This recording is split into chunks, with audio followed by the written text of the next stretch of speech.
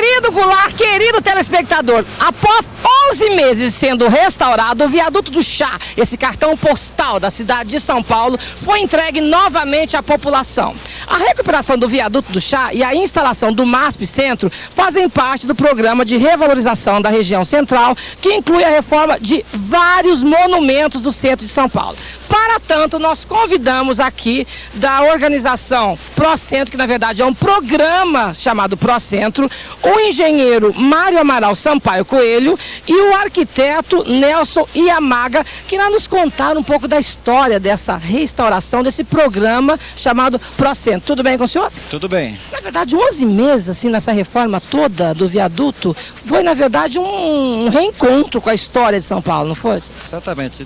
Dentro desse período de 11 meses, todos que se envolveram com a obra se encantaram com o trabalho em si, porque durante esses 11 meses houve um grande trabalho de recuperação, de restauro, e todos, desde os engenheiros até a mão de obra diretamente envolvida na obra, se encantaram porque de fato foi uma redescoberta de um monumento de São Paulo. Que na verdade, para você que está em casa, Nani People também é história, porque este viaduto do Chá é o terceiro viaduto que foi construído aqui no centro de São Paulo, que eu estava inclusive conversando, deixa eu ficar aqui no meio dos senhores aqui, com o senhor Mário Amaral Sampaio, e ele me disse que é o terceiro viaduto, porque o primeiro foi construído em 1892, foi inaugurado dia 6 de novembro, só que naquela época lá foi construído com ligas de metal, tapões de madeira, não é isso? E tem uma curiosidade, se pagava pedágio para se passar aqui no viaduto. 3 vinténs era o preço que cada, vamos dizer, passante teria que deixar aqui registrado durante 5 anos, é isso?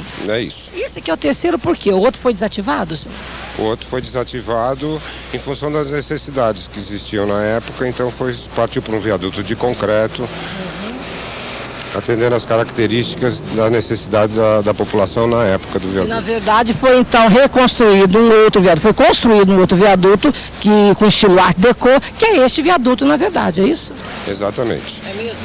Na década de 30, isso. Já no final dos anos 30, 1938, foi a inauguração desse viaduto que nós estamos aqui agora. Para você se apaixonar com a história desse viaduto, vocês vão saber agora uma coisa. Do primeiro viaduto, eu estava falando aqui com o senhor Nelson. Senhor Nelson, era ali naquela região ali da Praça das Bandeiras, é isso? Na realidade era uma passagem, seria uma ponte de Lorena entre o Lago São Francisco, que fica à nossa esquerda, e a Ladeira da Memória, que fica à nossa direita. Era só uma passagem, quase uma pinguela, é isso? Não? Eu creio que sim, seria quase que uma pinguela. E o que foi descoberta nessa restauração que duraram 11 meses aqui?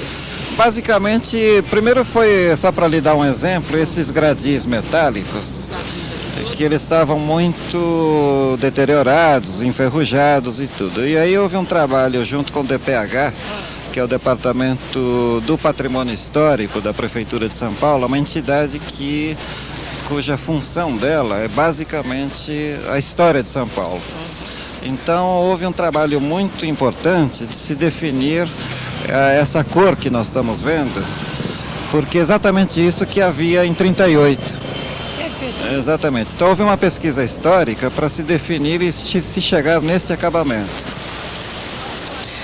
Na verdade, o primeiro viaduto foi da ideia do litógrafo Jules Martin, que era um francês estabelecido em São Paulo, que teve como meta fazer essa passagem do lado de cá para o lado de lá. Como Nani People também é história, essa obra foi muito tumultuada, porque aqui neste pedaço situava-se uma mansão chamada a mansão do Barão de Tatuí, que ele não queria abrir mão da mansão, evidentemente, até a prefeitura conseguir desapropriar, levou muito tempo. Já sabia disso? Eu tinha alguma informação sobre isso. Eu sabia com dado fundamentado, como eu que estudei tanto que estou quase fazendo vestibular. Agora, junto com o Viaduto do Chá, foi revigorada a Galeria Prestes Maias, que tem uma novidade para a população de São Paulo. Uma filial do MASP, Museu de Arte de São Paulo, que foi inaugurada aqui agora, né, na reinauguração do Viaduto do Chá. E qual é o programa agora que vai ter com a Praça Patriarca, senhor Mário, senhor Nelson, estamos falando? O MASP ele se instalou na Galeria Prestes Maia com a denominação do MASP Centro. MASP Centro. Que vão ter exposições itinerantes e tal. Exatamente. A vinda do MASP para a Galeria Prestes Maia faz parte então dessa estratégia que eu estava lhe dizendo, dos polos prioritários definidos naquele programa Procentro. A Praça do Patriarca é o polo prioritário número 1. Então a IMURB, a Empresa Municipal de Urbanização da Prefeitura de São Paulo, ela está desenvolvendo então um projeto de reurbanização da Praça do Patriarca com um projeto do arquiteto Paulo Mendes da Rocha. É um projeto muitíssimo interessante em que vai se dar uma nova caracterização, uma nova feição à Praça do Patriarca. Esses ônibus que hoje usam a Praça do Patriarca como parada, a São Paulo Transportes está fazendo então um estudo de transferência desses ônibus para a Rua Xavier de Toledo, justamente para que a Praça do Patriarca não entre veículo e fique toda uma área destinada à população. Então ele complementa essa ocupação da Galeria Prestes Maia. A população tem... Essa reumanização até da Galeria Prestes Maia, né? Agora, as obras que foram concluídas tiveram totalmente novidades, foi assim, o alargamento das calçadas fez parte disso? Senhor Mário. Tiveram alguns ajustes na geometria do sistema viário nos cruzamentos da Líbero Badaró com o Viaduto do Chá e na Xavier Toledo com o Viaduto do Chá. Passagem para... Alguns ajustes da geometria das calçadas para facilitar a travessia dos pedestres. Jules Martin não imaginava que quando ele concebeu a ideia do viaduto fosse acontecer uma coisa dessa. Olha, o viaduto foi reinaugurado agora, dia 28 de novembro, e já tem pichação. Como é que fica isso na cabeça da população? Sendo que uma obra foi restaurada há 11 meses, se trabalhou, se gastou dinheiro público em função disso, e nem foi reaberta, já está com esse estado, assim, que na verdade faz o quê? Dias que foi inaugurado.